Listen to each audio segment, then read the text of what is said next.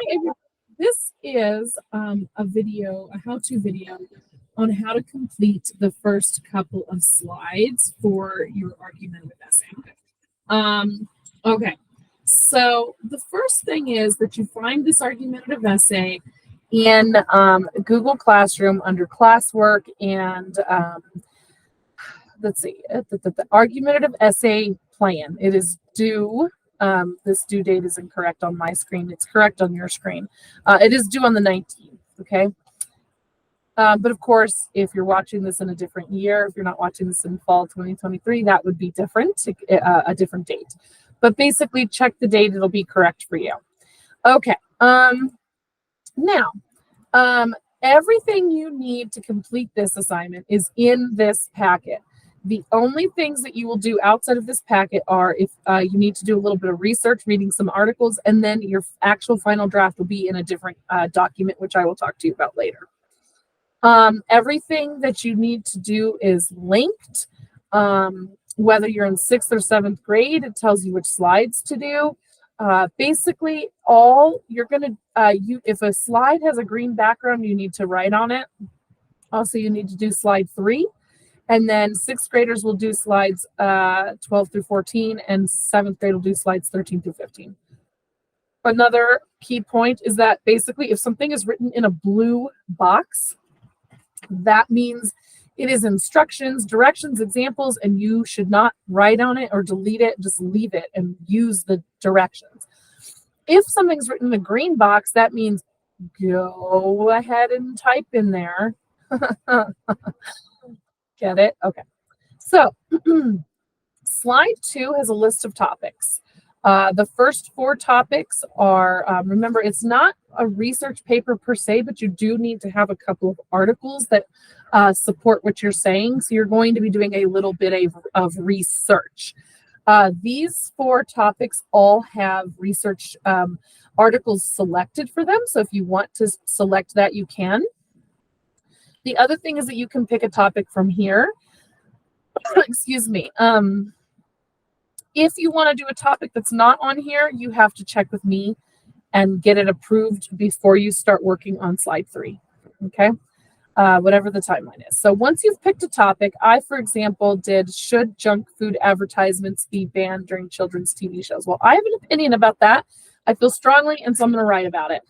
So I come to slide 3. And now I have to take my question and rewrite it as an opinion. Okay.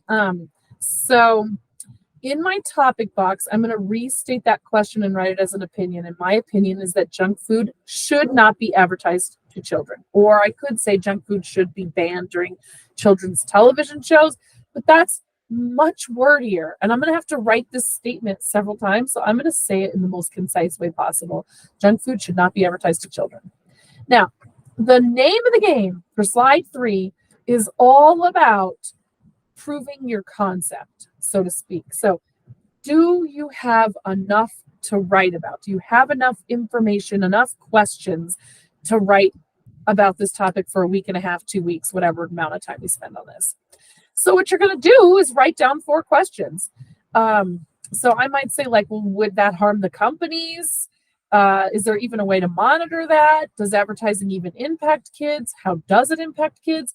Those questions are highly related, but that's okay because the point is I clearly have at least 4 questions to write about this topic.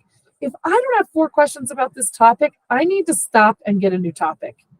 Because basically you're probably gonna give yourself a headache if you choose to write about something that you can't think of even 4 questions on.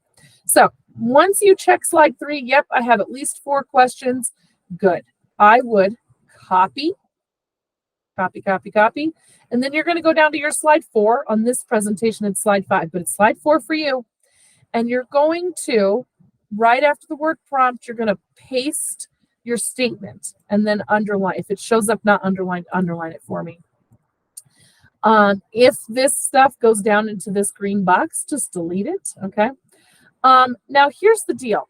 This becomes your essay prompt. And what I'm seeing a lot of students do, which is like an excellent quote unquote problem to have, is that people are actually writing their first their complex sentence that's going to become their thesis. If you do that, you're doing more than you need to, and don't delete it. That is a good thing. Save your work. But the point is, all you really have to do is write your opinion. Cell phones should be allowed in schools. Cell phones should not be allowed in schools. Large animals should never be in captivity. There are times when large mammals should be in captivity. The school week should be shorter. The school week should not be shorter. Whatever it is, not a question, a statement. Okay. And then the last thing you need to do on slide 5 is you need to think through, okay, what appeals am I likely to use to convince my audience of this topic? This isn't everything you have to say about this topic, but it's just getting your ideas down. And you may not use every appeal, depending on your essay topic. So remember that ethos is about the ego, about fairness. Are you a just person, or is the idea just and fair? Pathos is the heart, it's the emotion, and logos is logic and fact. So depending on what you're writing about, you're going to be heavier on one or possibly two appeals. If you're writing about animals in captivity, you're very likely to be making arguments about fairness and emotion, right? There's definitely logic involved, but you're going to be probably heavier on fairness and emotion. Whereas if you're writing about should college athletes get paid, you're probably going to focus a lot on logic and probably some fairness, right? So you might be more ethos logos if you're talking about college athletes getting paid. So yeah, and what you write in here, you need to write at least two things that you might say, or arguments you might say. They don't have to be in complete sentences. You're just jotting down notes. So my example was that for pathos, it could upset some parents that someone is deciding what to advertise to their kids. It's kind of like, and then logos could be that will it even have an impact? Or what will the impact be? Okay. Now, so that's slides 2, 3, 2, 3, and 4. Now, slide 6 is where you're going to start to do some research, and we'll talk about that in the next video. And actually, it's slide 5 for you guys, but we'll talk about that in the next video. If you have questions, let me know. And thanks for watching this. Bye.